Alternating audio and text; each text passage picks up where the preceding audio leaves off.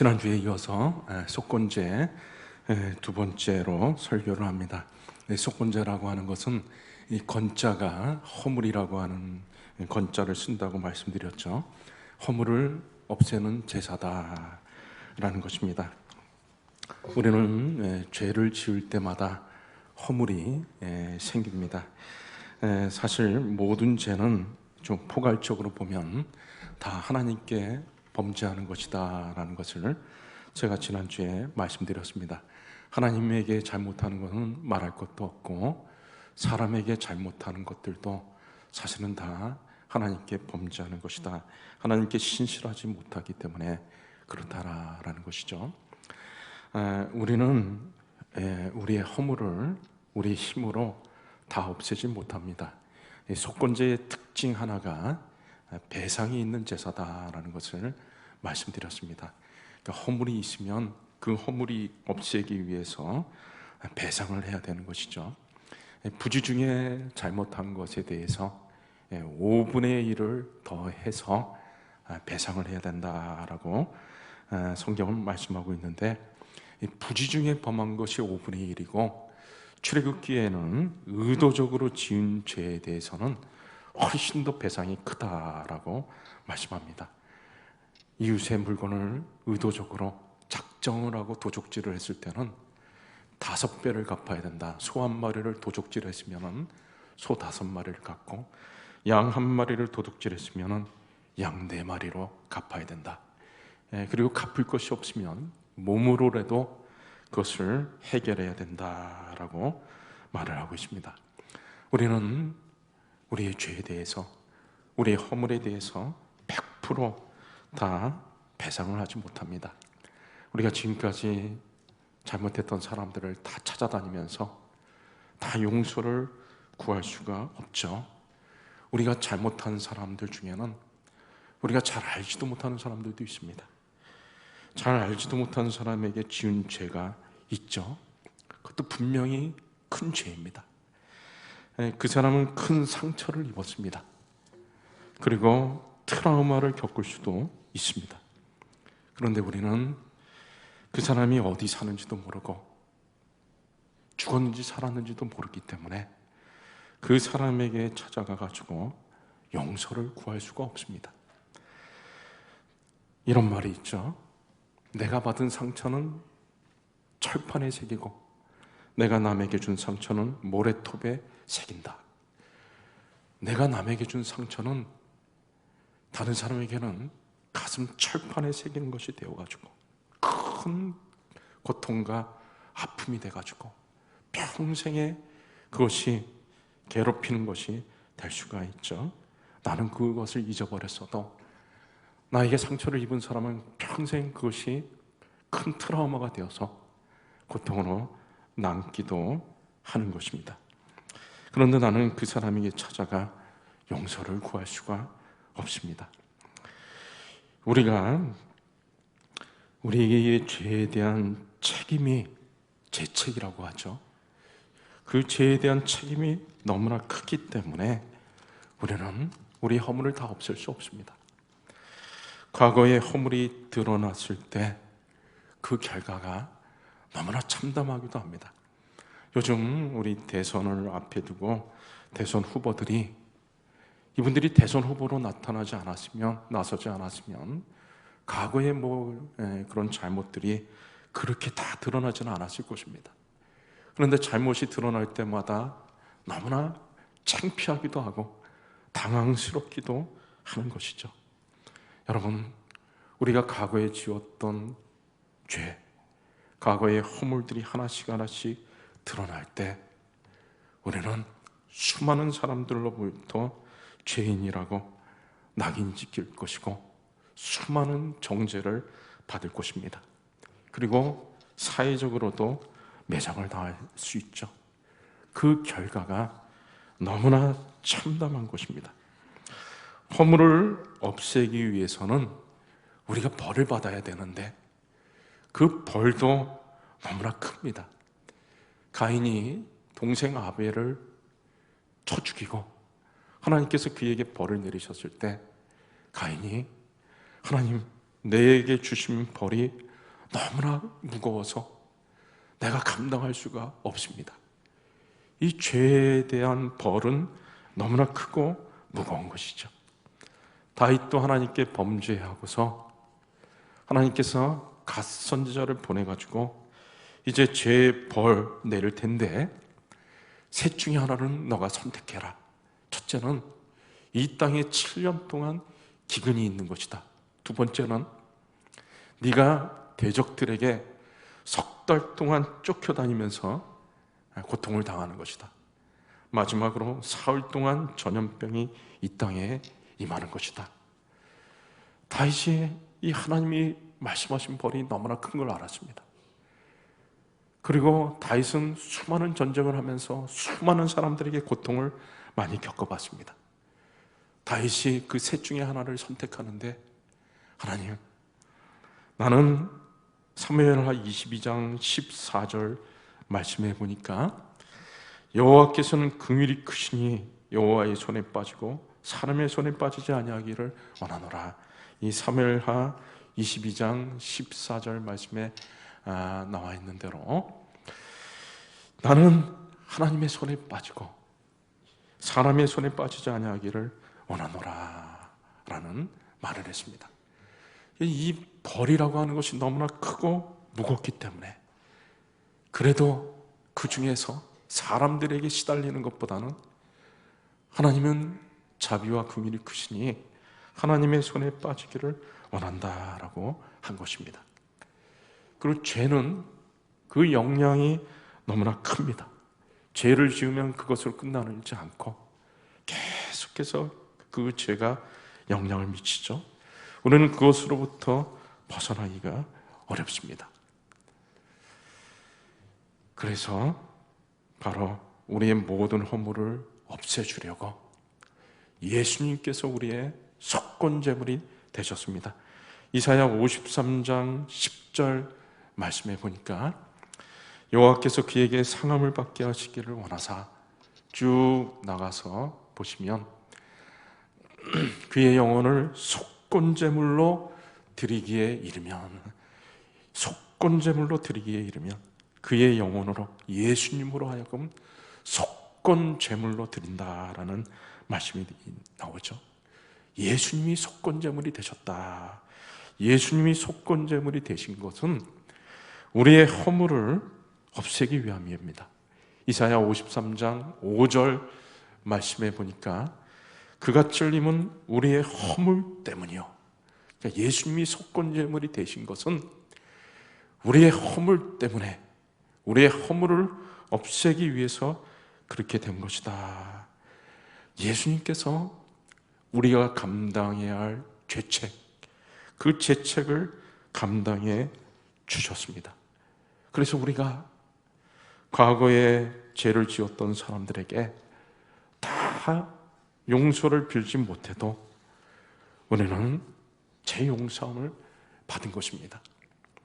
2007년에 이창동 감독 그리고 전도연 씨와 송강호 씨가 주연으로 방영됐던 영화가 있었습니다. 밀양이라고 하는 영화였었는데요, 그 내용에 보면 33살의 한 여인이 남편을 잃고 이제 남편의 고향이었던 밀양으로 내려갑니다. 어린 아들을 데리고 밀양에 내려가 가지고 거기서 이제 자기가 피아노를 쳤었기 때문에 피아노 학원을 차리고 그곳에서 이제 새롭게 잘 살아보려고 그곳에서 정착해서 생활을 하고 있습니다. 그런데 그 어린 아들이 다니는 학원에 원장이 이 여인의 아이를 유괴해가지고 끝내는 살해하는 그런 일이 발생하였습니다. 이 여인은 큰 나락에 빠졌습니다. 살아갈 소망까지 잃어버린 것이죠. 그러다 이 여인이 전도를 받아서 교회에 출석하게 되었습니다. 하나님의 말씀을 들으면서 또 같은 교우들의 위로로 조금씩 마음의 안정을 찾아가고 은혜도 받으면서 조금씩 변화되어졌습니다. 그러다가 자기의 아들을 살해한, 유괴하고 살해한 그 사람을 생각하면서, 교도소에 복역하고 있는 그 사람을 생각하면서 내가 그 사람을 이제 용서해줘도 되겠다라는 마음이 들었습니다. 예수 그리스도의 사랑으로, 하나님의 사랑으로 나도 그를 용서해 줄 수 있지 않을까. 그래서 어느 날 그 마음을 다른 성도들에게 표현을 하고 나서 어느 날 교도소를 찾아갑니다. 이제 마음에 큰 결심을 하고, 당신이 내 아들을 유괴해서 살해했지만 이제 내가 당신을 용서하겠다고 그렇게 말을 해주려고 교도소에 면회를 갔습니다. 근데 이 면회를 하는데 자신의 아들을 죽였던 이 살인범이 얼굴이 확 가지고 그렇게 평안을 누리면서 뭐라고 얘기를 하냐면, 자기는 죄사함을 받았다는 거예요. 하나님에게 죄사함을 받았다는 거예요. 이 여인에게 한 일은 너무나 잘못된 것이지만 자기는 이 교도소에서 신앙생활을 하면서 하나님의 은총을 베풀어 주셔가지고 죄사함을 받았다는 것입니다. 얼굴이 환하고 편안한 거예요. 이 여인이 멘붕이 왔습니다. 생각을 하게 된 거죠. 자기가 죄를 용서해 주지도 않았는데 죄사함 받았다고 얼굴이 편안하고 전혀 어떤 죄의식 같은 것을 못 느끼는 것 같은 마음이 드니까 이 여인이 그만 거기서 또 큰 방황에 빠지게 되었습니다. 면회를 하고 나와서 이 여인의 깊지 않은 신앙이 흔들리기 시작했습니다. 어떻게 이럴 수가 있는가? 그래서 이 여인의 방황이 시작된 것이죠. 여러분, 생각하게 만듭니다. 사람이 용서해 주지 않았는데 하나님의 용서로 죄책에서부터 벗어날 수가 있는가라는 것이죠. 우리가 감당해야 할 그 죄책을 예수님께서 다 짊어지셨습니다. 이사야 53장 6절 말씀에는 우리는 다 양 같아서 그릇 행하여 각기 제 길로 갔거늘 여호와께서는 우리 모두의 죄악을 그에게 담당시키셨도다. 우리의 모든 죄악을 하나님께서 예수님에게 담당시키셨습니다. 그래서 내가 감당해야 할 죄책까지 예수님이 다 감당하신 것이죠. 그래서 우리가 죄를 지은 사람에게 다 찾아다니면서 용서를 구해야, 회개를 해야 사함을 받는 것이 아닙니다. 저는 우리 교회 한 분이 저한테 사람에게 잘못한 건 사람에게 회개해야 하나님께 용서도 받을 수 있다고. 그러니까 과거에 어떤 사람에게 잘못한 것은 그 사람에게 찾아가 용서를 구해야지만 하나님께도 사함을 받을 수가 있다고 그런 얘기를 하셨습니다. 꼭 그런 것은 아니죠. 물론 우리가 사죄해야 할 대상이 있으면 그 사람을 찾아가 잘못을 비는 것도 맞습니다. 그러나 꼭 그런 것만은 아니죠. 때로는 우리가 그렇게 하지 못할 형편에 있을 수도 있습니다. 예수님이 십자가에 못 박혀 죽으실 때 좌우편에 두 흉악한 죄인들이 같이 십자가에 못 박혀 죽었습니다. 그 중에 한 죄인이 죽기 전에 예수님을 구주로 영접했습니다. 흉악한 죄를 지은 사람이었습니다. 이 흉악한 죄인이 자기가 죄를 지은 사람들에게 다 찾아다니면서 그 죄를 사죄하지는 않았을 것입니다. 회개하지는 않았을 것입니다. 그래도 예수님이 용서해 주신 것이죠. 사람에게 용서를 구해야지만이 우리가 용서를 받는 것도 아닙니다. 또 어떤 집사님은 자기에게 잘못한 사람이 자기한테 찾아와가지고 꼭 사과할 줄 알았는데 아무리 기다려도 와서 사과를 하지 않다는 거예요. 조금도 변하지를 않는다는 거예요. 그러면서 크게 분노해가지고 말들을 하는 것을 제가 들었습니다. 여러분, 예수님은 우리가 감당해야 할 모든 죄책까지도 다 감당해 주셨습니다.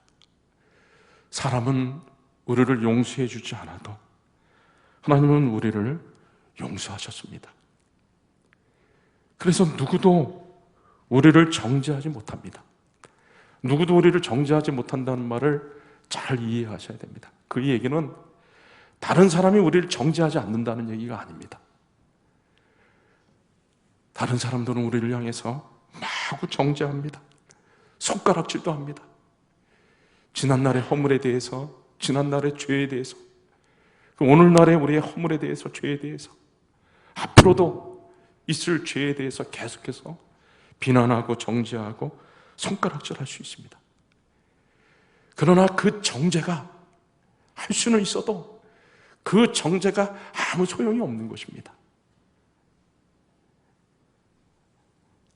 로마서 8장 1절 말씀에 그러므로 이제 그리스도 예수 안에 있는 자에게는 결코 정죄함이 없다. 누구도 우리를 정죄하지 못한다. 왜냐하면 예수님께서 이미 우리의 모든 죄악을 다 짊어지시고 죄책까지 감당하셨기 때문에 누구도 우리를 정죄하지 못한다. 사람이 입으로 막 정죄한다 할지라도 그것은 실제로 아무 소용도 없는 것이다. 왜? 하나님께서 이미 예수님을 통해서 우리의 모든 죄를, 죄책을 다 짊어지게 하셨기 때문입니다. 또 우리가 감당해야 할 무거운 벌, 허물을 없애려면 그 벌을 다 받아야 되는 것이죠. 배상을 해야 됩니다. 그런데 하나님께서는 우리가 감당해야 할 무거운 벌까지도 예수님이 다 감당하게 하셨습니다. 이사야 53장 5절 말씀에 그가 찔림은 우리의 허물 때문이요 그가 상함은 우리의 죄악 때문이라. 예수님이 찔림받은 것, 예수님이 상함받은 것은 우리의 허물 때문에, 죄악 때문에, 그러니까 우리가 받을 벌을 대신 예수님이 받으셔가지고 예수님이 찔림당하시고 예수님이 상함당하셨습니다.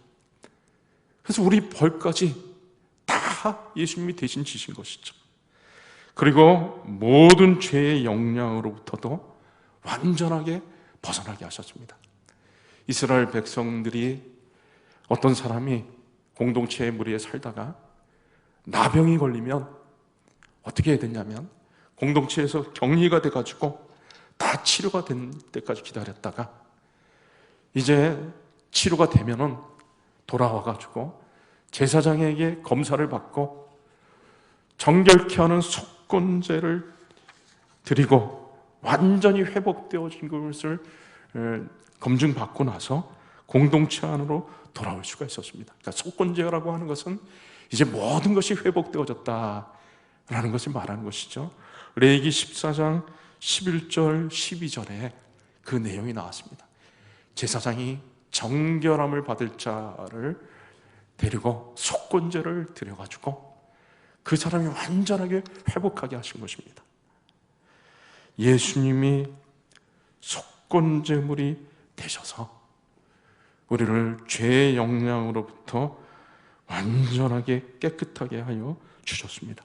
이사야 53장 5절 말씀에 그가 채찍에 맞음으로 우리가 나음을 받았도다. 그가 채찍에 맞음으로 우리가 나음을 받았도다. 이 나음을 받았다라고 하는 것은 이제 우리가 모든 죄의 영향으로부터 회복되어졌다라는 것을 말을 하는 것입니다.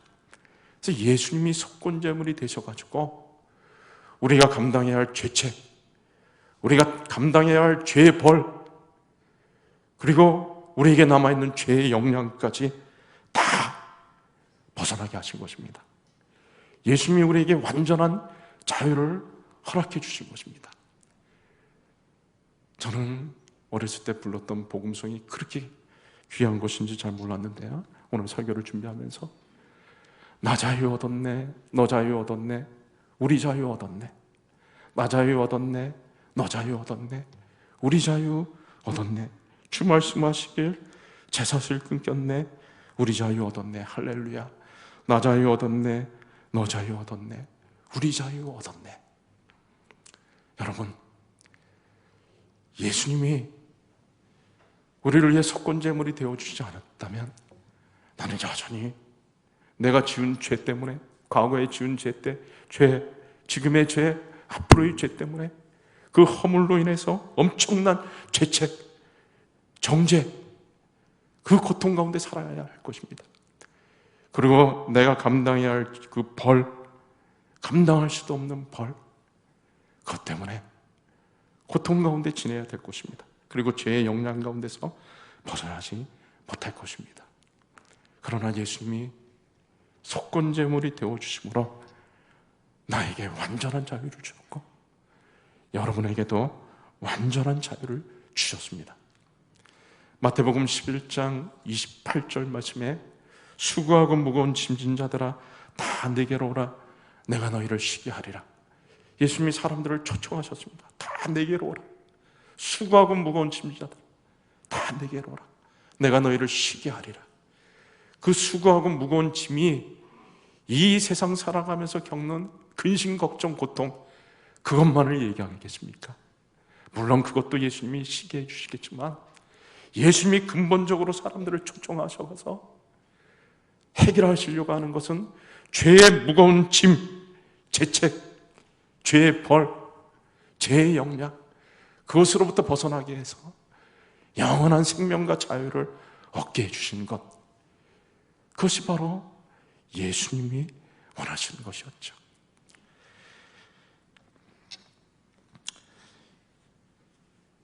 세상살이 하면서 져야 하는 무거운 짐도 있지만 우리가 감당해야 할 죄의 짐, 우리가 감당해야 되지만 도저히 감당할 수 없는 죄의 짐을 예수님께서 해결해 주심으로 이제 우리는 모든 죄로부터 자유를 얻게 된 것입니다.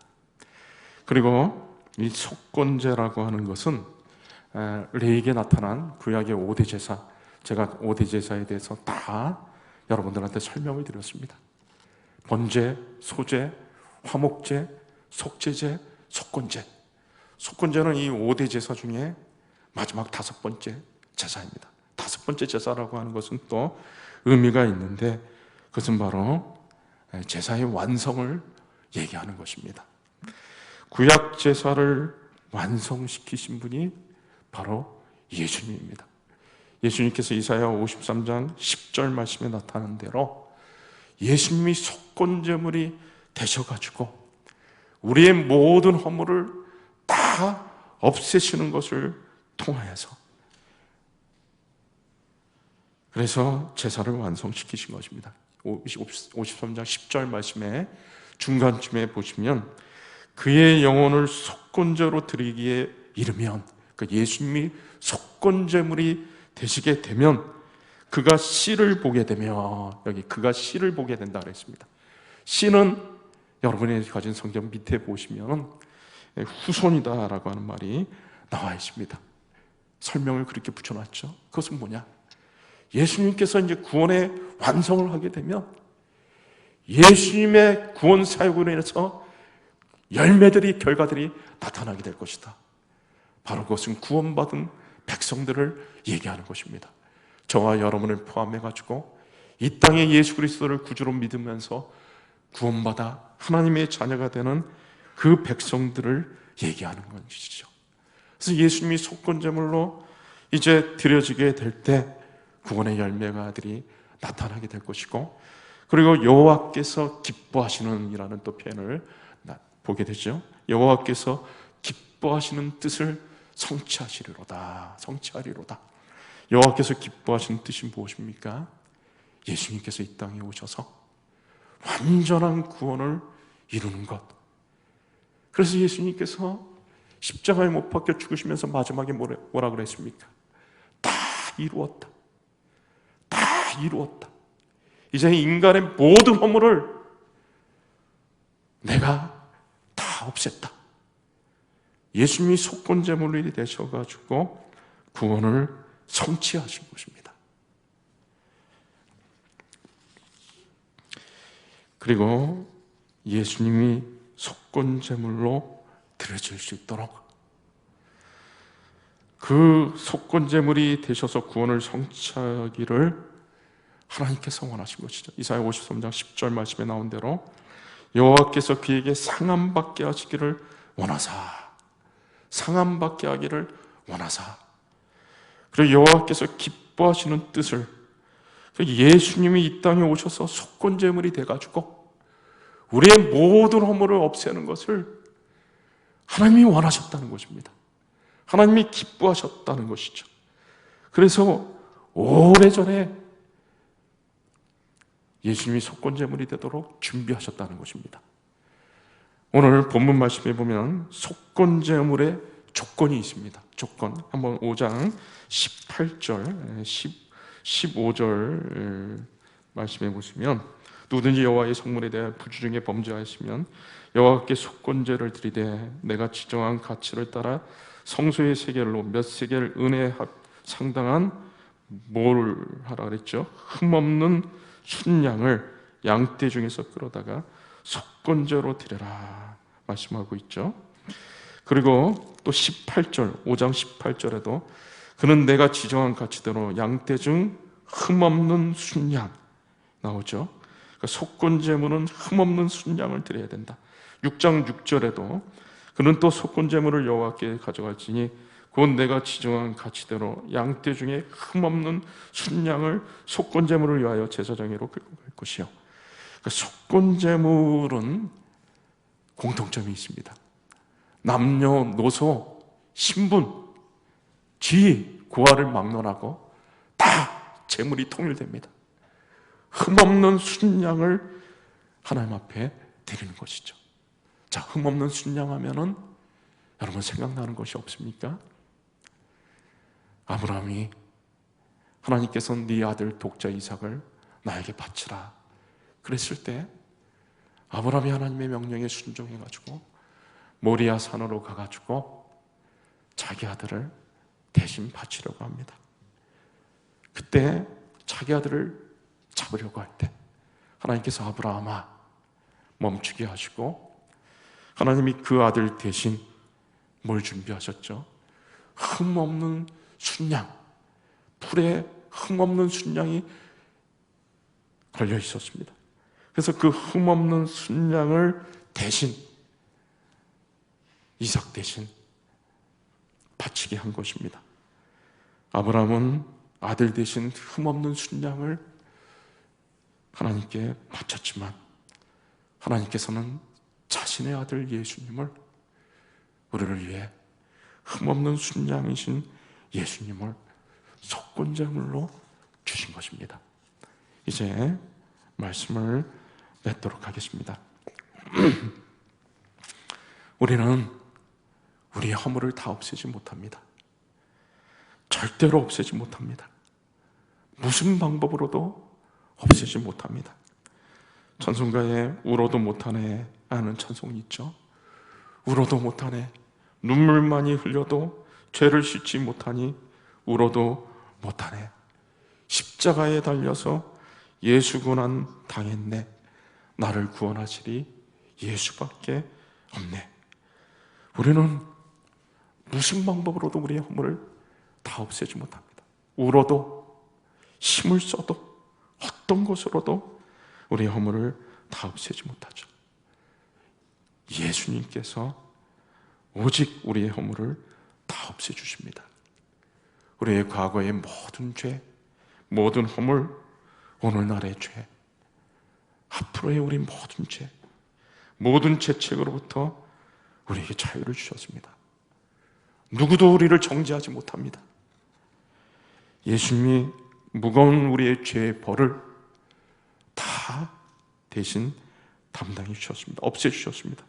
죄의 영향까지 벗어날 수 있게 하여 주셨습니다. 그리고 그 일을 준비하신 이는 바로 하나님이십니다. 예수님을 속건제물로 준비해 주신 것이죠. 오직 우리 주님께 감사, 하나님께 감사할 뿐입니다. 이 시간에 우리 한번 말씀 붙잡고 기도했으면 좋겠습니다. 이 시간에 감사의 기도를 드렸으면 좋겠습니다. 나는 나의 허물을 절대로 없앨 수 없지만 오직 예수님께서 나의 모든 허물을 다 없애주신 것 감사, 그리고 예수님을 그렇게 허물을 없애는 속건제물로 보내주신 하나님께, 준비시켜주신 하나님께 감사의 기도를 이 시간에 한 1, 2분 정도 드리도록 하겠습니다. 하나님 아버지 감사합니다. 이 시간에도 하나님의 말씀을 붙잡고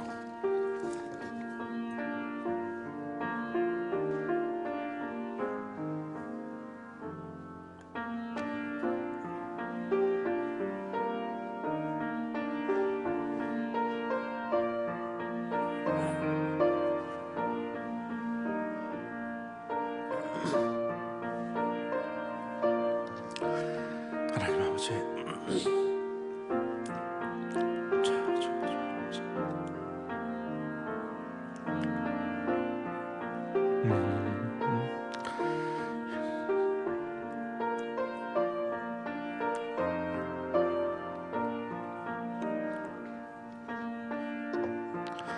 하나님 아버지 감사합니다. 나의 모든 허물, 죄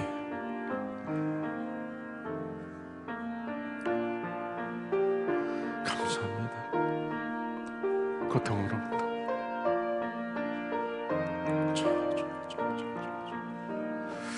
하나님의 그 크신 은혜와 사랑 감사합니다.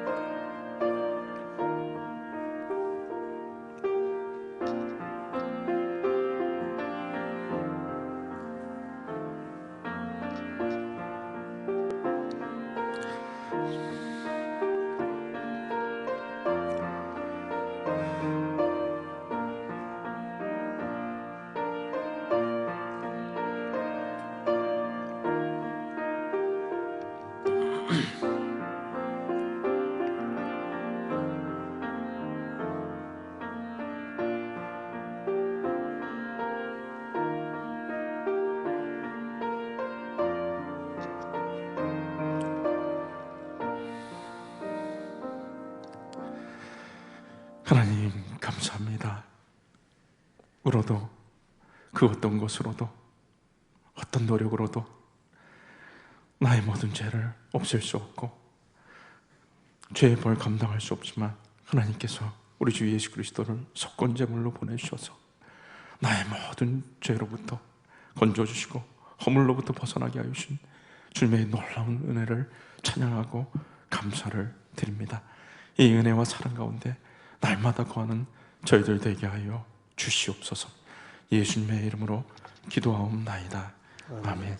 우리 자리에서 다 일어나셔서 찬송가 257장 같이 하시겠습니다.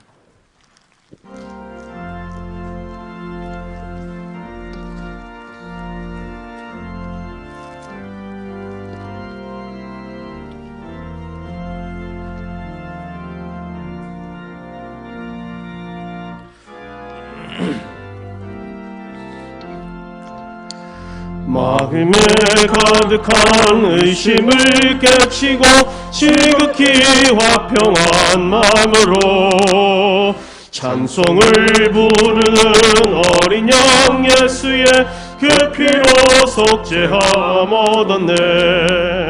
속죄함 속죄함 주 예수 내 죄를 속했네. 할렐루야 소리를 합하여 함께 찬송하세. 그 피로 속죄함 얻었네. 금이나 은같이 없어질 보배로 속죄함 받은 것 아니요. 거룩한 하나님 어린 양 예수의 그 피로 속죄함 얻었네. 속죄함 속죄함 주 예수 내 죄를 속했네. 할렐루야 소리를 합하여 함께 찬송하세. 그 피로 속죄함 얻었네. 나 같은 죄인이 용서함 받아서 주 앞에 옳다함 얻음을 확실히 믿기는 어린 양 예수의 그 피로 속죄함 얻었네. 속죄함 주 예수 내 죄를 속했네. 할렐루야 소리를 합하여 함께 찬송하세. 그 피로 속죄함 얻었네. 거룩한 천국에 올라간 후에도 넘치는 은혜의 찬송을 기쁘게 부르는 어린 양 예수의 그 피로 속죄함 얻었네. 속죄함 주 예수 내 죄를 속했네. 할렐루야 소리를 합하여 함께 찬송하세. 그 피로 속죄함 얻었네.